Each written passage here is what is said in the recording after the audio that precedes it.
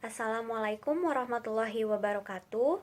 Perkenalkan, nama saya Galuh Auradianti dengan nomor induk mahasiswa 4322110117, Program Studi Akuntansi, Fakultas Ekonomi dan Bisnis, Universitas Mercu Buana. Pada kesempatan kali ini, saya akan menyampaikan materi mengenai Al-Quran dan Sunnah.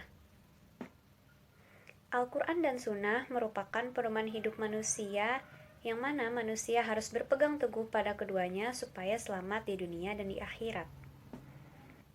Al-Quran adalah kitab suci umat Islam yang diturunkan Allah Subhanahu wa Ta'ala kepada Nabi Muhammad SAW melalui perantara malaikat Jibril, dan Al-Quran menjadi salah satu mukjizat Rasulullah SAW.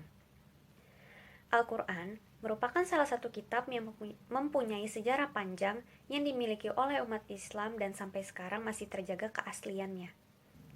Al-Quran juga memiliki banyak fungsi dan selalu mempunyai hubungan yang pasti dengan fenomena-fenomena kehidupan seperti mukjizat, akidah, ibadah, muamalah, akhlak, hukum, sejarah, dan dasar-dasar sains. Al-Quran diturunkan oleh Allah Subhanahu wa Ta'ala kepada manusia untuk dibaca dan diamalkan. Tanpa membaca, manusia tidak akan mengerti isi dari Al-Quran, dan tanpa mengamalkannya, manusia tidak akan dapat merasakan kebaikan dan keutamaan petunjuk Allah Subhanahu wa Ta'ala dalam Al-Quran tersebut. Secara etimologis, Al-Quran mengandung arti bacaan atau yang dibaca.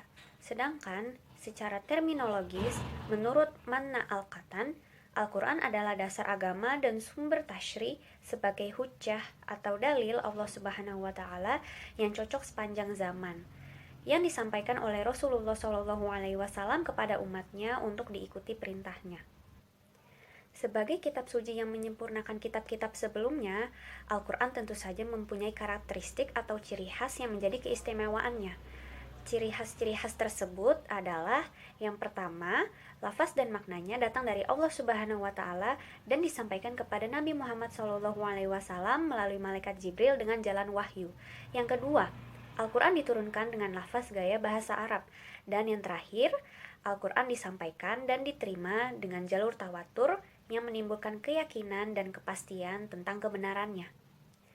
Al-Quran diturunkan secara berangsur-angsur selama 22 tahun, 2 bulan, 22 hari di kota Mekah dan Madinah.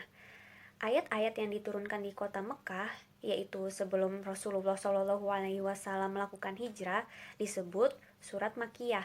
Sedangkan ayat-ayat yang diturunkan di kota Madinah sesudah Rasulullah SAW hijrah disebut surat Madaniyah. Al-Quran diturunkan secara berangsur-angsur sesuai kebutuhan dan kejadian agar banyak hikmah yang dapat diperoleh dan dapat dijadikan pelajaran. Beberapa di antaranya yaitu, yang pertama, menumbuhkan hati Rasulullah SAW ketika berdakwah. Yang kedua, membuktikan bahwa Al-Quran bukanlah rekayasa Rasulullah SAW, melainkan wahyu dari Allah Subhanahu wa Ta'ala. Yang ketiga, menjawab pertanyaan dan menolak suatu pendapat. Yang keempat, memudahkan untuk dihafal dan dipahami. Yang kelima, menentang orang-orang kafir yang mengingkari Al-Quran.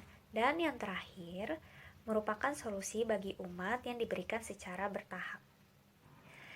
Secara etimologis, pengertian sunnah merupakan cara atau jalan yang terpuji ataupun tercela.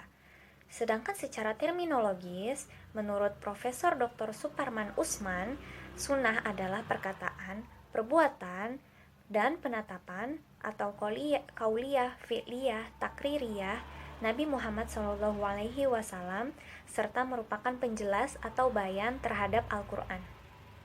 Antara sunnah dan hadis memiliki sedikit perbedaan. Perbedaan tersebut yaitu, sunnah merupakan segala sesuatu yang berhubungan dengan perbuatan Rasulullah SAW yang mempunyai akibat hukum dan ibadah yang berkaitan dengan hukum syara.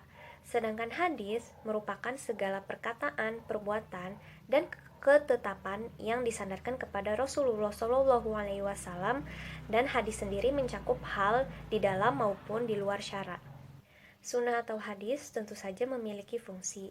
Beberapa di antaranya yaitu, yang pertama, menjelaskan hukum yang telah dinyatakan dalam Al-Quran. Yang kedua, memperkuat hukum yang telah dinyatakan oleh Al-Quran. Dan yang terakhir, menjelaskan sumber hukum yang mandiri atau independen. Macam-macam sunnah atau hadis dilihat dari segi bentuknya.